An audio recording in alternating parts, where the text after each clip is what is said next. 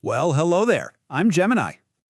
Hello, and welcome. Today we're going to dive into something fascinating, the hidden incentives that are buried deep inside our corporate tax codes. We'll explore how just a small tweak in the rules can completely change how a company makes decisions. It's a really powerful story about economics in action. So let's kick things off with a question that might sound a little strange at first. Why on earth would a company choose to go into debt instead of, say, finding new investors to help it grow? Well, as you're about to find out, the reason often has very little to do with classic business strategy, and you guessed it, everything to do with the tax code. All right, so before we can really talk about the solution that many economists have come up with, we first have to get our heads around the problem itself. And it's a big one. It's a fundamental flaw that you find in many tax systems all over the world, and it's known as double taxation. Okay, so here's the breakdown of how this works. Imagine a company makes a profit. Right away, the government steps in and takes a slice. That's the corporate income tax. Then, the company takes what's left and gives some of it to its shareholders as dividends. But here's the catch. Those shareholders then have to turn around and pay personal income tax on that very same money. So think about it. A single dollar of profit gets hit with taxes twice before it actually ends up in the investor's pocket. And this is where things get really skewed.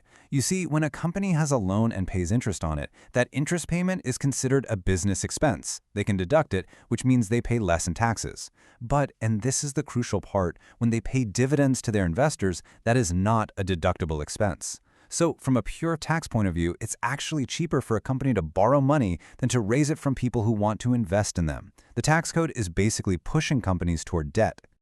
So what's the fix? How can we level the playing field between taking on debt and raising money from investors? Well, this is where a really smart idea from economists comes in. It's called tax integration. And the whole point is to get rid of that second layer of tax and make the system, well, a lot more neutral. The way it works is actually pretty clever. In an integrated system, when you as a shareholder get a dividend, you also get a tax credit. And that credit accounts for the taxes the company already paid on that profit. The end goal here is pretty simple, to make sure that the total tax paid on a dollar of profit ends up being about the same as your personal tax rate. This basically cancels out that whole double taxation penalty we were talking about. Okay, let's put some real numbers to this. We're going to look at Canada's system before they made some big changes back in 2006. So let's say a company earns $1,000. First, it pays $221 in corporate tax. That leaves $779, which goes to a shareholder as a dividend. But then that shareholder has to pay another $129 in personal tax. So at the end of the day, the shareholder walks away with $650, and a grand total of $350 went to taxes. Keep that number in mind, $350. Now watch what happens after tax integration. The company's profit is still $1,000 and the corporate tax is still $221. But here's the magic. Thanks to a bigger dividend tax credit, the shareholder's personal tax bill plummets to just $105. So now the shareholder gets to keep $674 and the total tax paid drops to $326. See the difference? The whole system just became more efficient and it suddenly makes a lot more sense to pay out dividends. And the great thing is, this isn't just some abstract theory from a textbook. We have an absolutely perfect real-world experiment to look at. We just have to go back to 2006, when Canada rolled out a huge tax reform. It gives us a crystal clear window into how businesses actually react when you change the financial incentives. So back then, the Canadian tax code had this really interesting quirk. If you were a certain type of Canadian private company, you got a big tax break. You paid a much lower tax rate on your first $300,000 of profit. This was known as the Small Business Deduction, or SBD for short. Now, this setup creates something that economists have a great name for. They call it a kink, and you can see why right here. For every dollar a company earned up to that $300,000 mark, they paid a tax rate of about 13%. But, and this is a big but, the very next dollar they earned, just $1 over the line, was suddenly taxed at over 22%. That is a huge jump. And an increase that sharp creates this massive incentive for companies to do whatever they can to keep their profits right below that threshold. And this is what makes this a brilliant natural experiment. The 2006 reform didn't actually touch the corporate tax rates themselves. No, instead, what it did was boost that dividend tax credit we talked about, but, and here's the key, it only boosted it for profits earned above that $300,000 kink. all of a sudden it became way less painful tax-wise to earn profits in that higher tax bracket. The penalty for growing your business just got a whole lot smaller. Okay, so the big question is, did this actually work? Did changing the incentives really change how businesses behaved? Well, the data shows us something really cool, a phenomenon called bunching. Bunching is exactly what it sounds like. It's a classic, totally visible sign that companies are trying to avoid taxes. When they're up against a tax cliff like that one, a whole lot of them will do some creative accounting to make sure their reported income is right up against that line, but not a single dollar over it, just so they don't have to pay the higher rate. And wouldn't you know it, that is precisely what the data from 2005 shows us, the year right before the reform.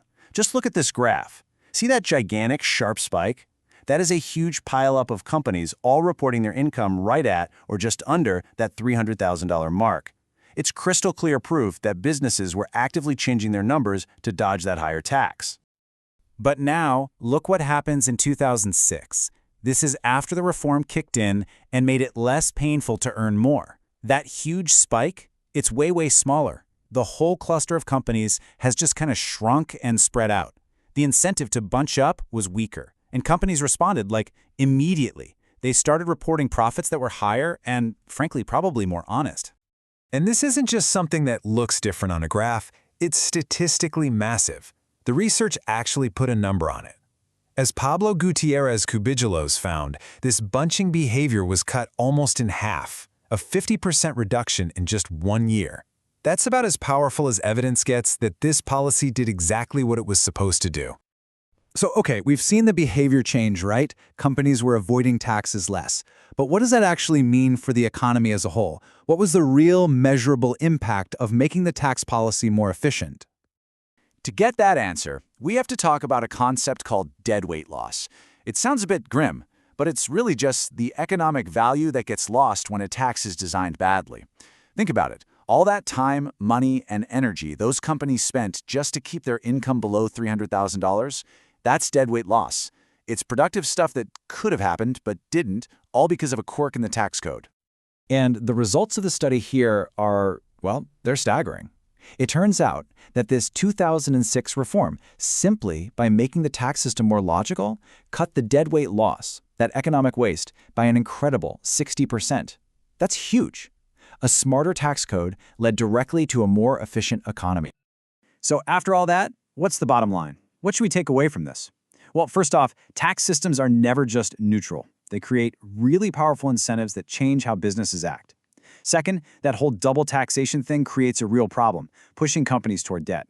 Third, we can see that integrating taxes, like Canada did, is a proven way to fix that problem. And finally, and maybe this is the most important point of all, when you design tax policy thoughtfully based on actual evidence, you can make the entire economy run better. And that leaves us with one last thing to think about. Tax policy is never, ever just about raising money for the government. At its core, it's about creating incentives. This case study from Canada is a fantastic example of one of those incentives laid bare. And it really makes you wonder, doesn't it? What other hidden behaviors, for better or for worse, are being driven by the tangled web of our own tax codes today?